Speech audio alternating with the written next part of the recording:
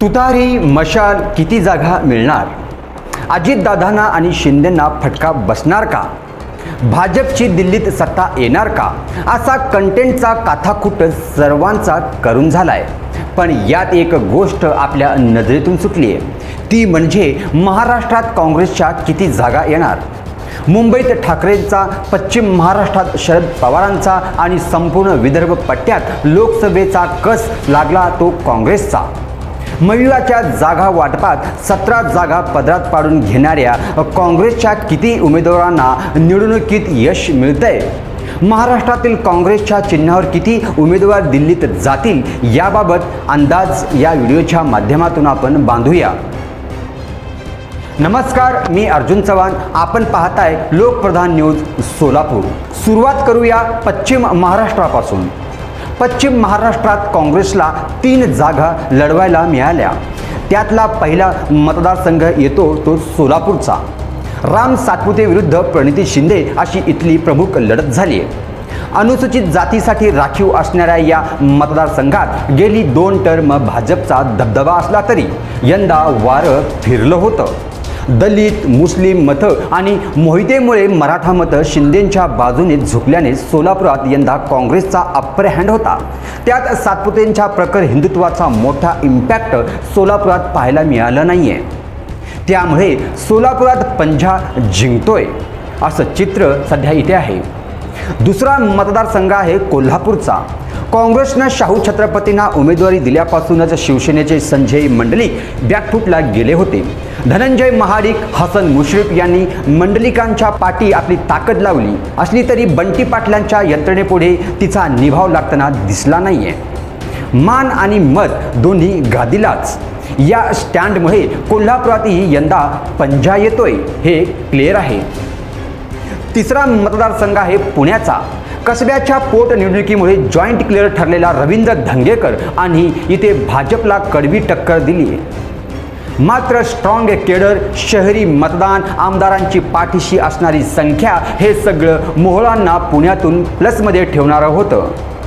त्यामुळे घासून लागणाऱ्या पुण्याच्या निकालात मुरलीधर मोहोळ निसटती बाजी मारतील असं चित्र आहे. चौथा मतदारसंघ आहे नंदुरबारचा. हिना गावित विरुद्ध काँग्रेसकडून गोवात पाडवी अशी इथली लढत अटीतटीची झाली आहे. एसटी प्रवर्गासाठी राखीव असणाऱ्या या मतदारसंघात भाजप बरीच स्ट्रॉंग होती.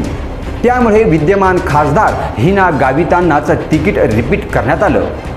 गोवाल पाडवी यांनी इथूनच तगडं आव्हान उभं केलं असलं तरी निकाल शेवटी कमळाच्या बाजूने झुकताना इथे दिसतोय. पाचवा मतदारसंघ आहे धुळ्याचा. धुळ्यात भाजपचे स्टँडिंग खासदार सुभाष भामरे विरुद्ध काँग्रेसच्या शोभा बच्छाव यांच्यात मुख्य लढत झाली. मात्र सुभाष भामरे यांच्या मतदारसंघाचा होल्ड आणि महायुतीने दिलेली ताकद यामुळे भामरे यांना यंदाही धुळ्यामधून अप्पर हँड आहे. स्ट्रॉंग कॅन्डिडेट नसणं ही काँग्रेसची धुळ्यातील चूक ठरली आहे असं आता अनेक राजकीय विश्लेषकही सांगतायत. सहावा मतदारसंघ आहे लातूरचा.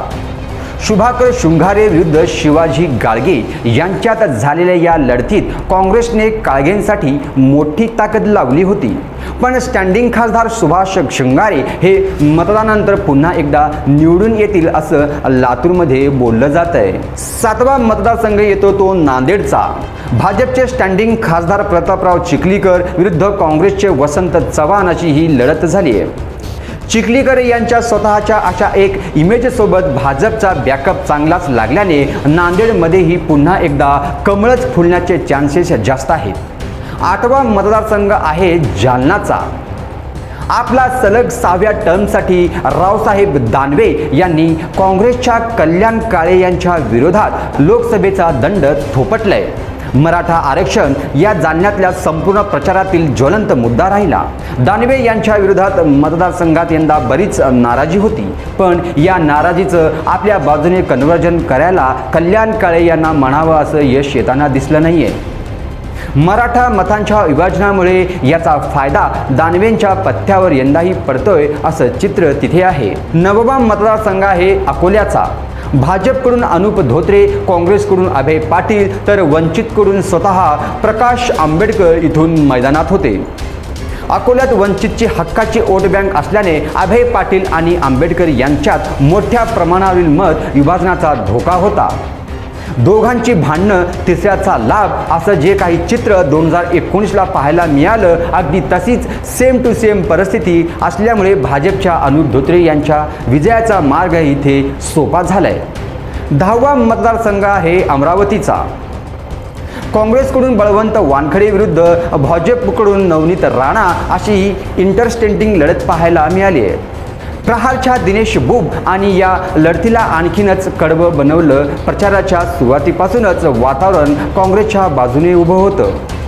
त्यात वंचित आनंदराज आंबेडकर यांच्या एक्झिटमुळे मतविभाजनाचा भाजपला बसू शकणारा संभाव्य फटका टळला आहे. एकूणच हाताचा पंजा इथून लीड घेईल असं मतदान इथे सांगतोय. 11वा मतदारसंघ आहे रामटेकचा. रश्मी बर्वे यांचा अर्ज बाद झाल्यानंतर श्यामकुमार बर्वे विरुद्ध शिंदेकडून राजू पारवे अशी रामटेकची लढत झाली होती.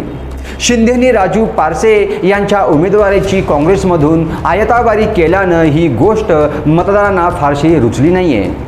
महाविकास आघाडीच्या सर्वच घटक पक्षांनी बर्वेंना दिलेली साथ आणि ठाकरे पवारांच्या सहानुभूतीच्या लाटेचा बर्वेंना फायदा होताना दिसला. काँग्रेसची दलित आदिवासी अल्पसंख्याक विकासाचं नेरेटिव्ह रामटेकमध्येही काँग्रेसला 4 तारखेला लीडमध्ये ठेवलं असं इथलं चित्र आहे. 12व्या मतदारसंघ आहे नागपूरचा. काँग्रेसचे विकास ठाकरे विरुद्ध भाजपचे नितीन गडकरी अशी इथली लढत झाली आहे. RSSचं मेन सेंटर, भाजपचं होम ग्राउंड आणि देवेंद्र फडणवीस नितीन गडकरी यांच्या राजकारणातील स्थानामुळे नागपूरमध्ये भाजपला नेहमीच एक हात जास्तीचा मिळतो. म्हणूनच काँग्रेसच्या विकास ठाकरेंच्या विरोधात यंदाही नितीन गडकरी मोठं लीड घेतील असं इथं बोललं जात आहे. 13व्या मतदारसंघ आहे भंडारा. गोंदियाचा इथे भाजपचे स्टँडिंग खासदार सुनील मेंढे असले तरी काँग्रेसच्या या मतदारसंघातील केडर बराच स्ट्रॉंग आहे.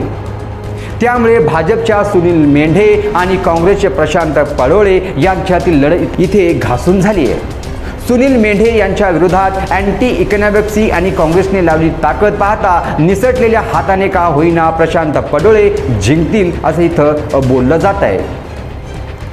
14वा मतदारसंघ आहे गडचिरोली. चिमूरचा भाजपचे अशोक नेते विरुद्ध काँग्रेसचे संजय किरसान यांच्यातील ही लढत. अनुसूचित जमातीसाठी राखीव असणारा हा मतदारसंघ भाजपसाठी वन साईड होता. मात्र आदिवासी, दलित आणि अल्पसंख्याकांच्या मुद्द्यांना हात घालत प्रचारात काँग्रेसने आघाडी घेतली होती. त्यामुळे गडचिरोली लढत तुल्यबळ झाली आहे. मात्र पक्षीय बलाबल आणि कागदावरचं गणित भाजपच्या बाजूने असल्याने नेते सध्या तरी इथं लीडमध्ये दिसत आहेत. 15वा मतदारसंघ आहे चंद्रपूरचा. विदर्भातल्या या लढतीकडे सगळ्यांचंच लक्ष लागून राहिलं आहे. कारण इथे काँग्रेसकडून प्रतिभा धानोरकर तर भाजपकडून सुधीर मुनगंटीवार रिंगणात उतरले होते. मतदारसंघात रुजलेल्या काँग्रेसचा विचार, मोदींचा गायब झालेला करिश्मा हे सगळं चंद्रपुरात काँग्रेसच्या पथ्यावर पडणारं होतं. त्यात मुनगंटीवारांकडून करण्यात आलेल्या विखारी प्रचार त्यांच्यावरच बूमरँग झाल्याने चंद्रपुरात या बड्या नेत्याला धक्का बसत पंजा फिक्स असं सध्या वातावरण इथे आहे. 16वा मतदारसंघ आहे मुंबई उत्तरचा. मुंबई उत्तर हा भाजपचा सर्वात सेफ मतदारसंघ. म्हणूनच भाजपचे इथून पियुष गोयल यांना उमेदवारी दिली आहे. त्यांच्या विरोधात काँग्रेसचे भूषण पाटील यांना तिकीट दिलं होतं. इथून पियुष गोयल आरामात निवडून येतील, जागा जिंकतील. फक्त काँग्रेसच्या उमेदवाराच्या विरोधात ते कितीचे लीड घेत आहेत हे इथूनच पाहिलं जाणार आहे. 17वा मतदारसंघ आहे उत्तर मध्य मुंबईचा. भाजपकडून उज्ज्वल निकम विरुद्ध काँग्रेसकडून वर्षा गायकवाड यांच्यात झालेली ही तुल्यबळ लढत. अगदी शेवटच्या क्षणी जाहीर झालेल्या या उमेदवारीमुळे दोघांनाही प्रचाराला अगदी थोडासा वेळ मिळाला. मात्र इथल्या मुस्लिम बहुल भाग आणि शिवसेनेची ताकद गायकवाड यांच्या बाजूने असल्याने उत्तर मध्यमधून पंजा निवडून येण्याचे चान्सेस जास्त आहेत. तर असा होता काँग्रेसने लढलेल्या 17 जागांच्या संभाव्य निकाल. बाकी तुमचाही अंदाज असा आहे का ते आम्हाला कमेंट बॉक्समध्ये कमेंट करून नक्की सांगा. पाहत रहा लोकप्रधान न्यूज सोलापूर.